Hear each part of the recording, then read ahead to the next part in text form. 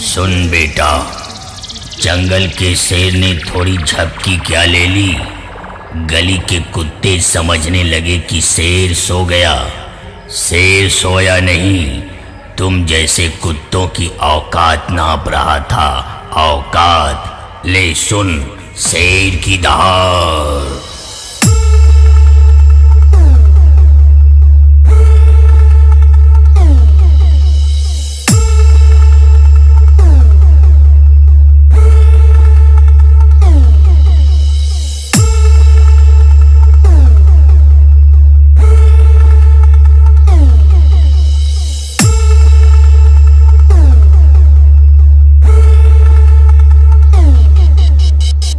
ज्वालामुखी यही बेटा ज्वालामुखी, हमारे फटने का तेरे दिल में कहर होगा।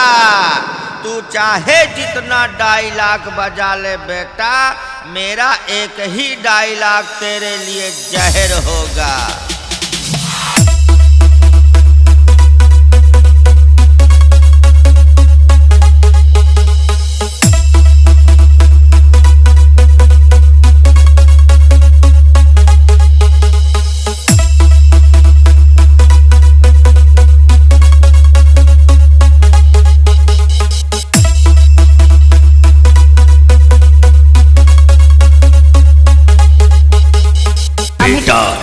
आज तू ना तलवार देखेगा ना खंजर देखेगा। अगर हमसे घमासान किया तो तबाही का मंजर देखेगा, मंजर देखेगा।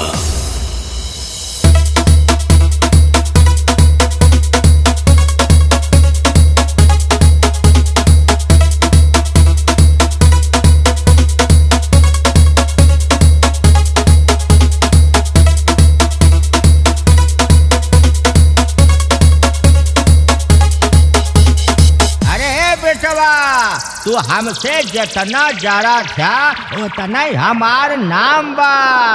तू जरा सारे जरा तोहरे जैसे चमचन का और का काम बा।